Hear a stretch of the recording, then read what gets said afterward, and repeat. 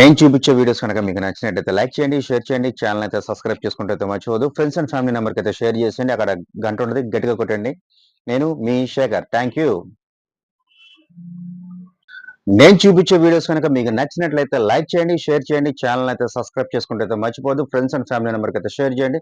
అక్కడైతే గంట ఉంటది గట్టిగా కొట్టండి. నేను మీ శేఖర్. Thank you.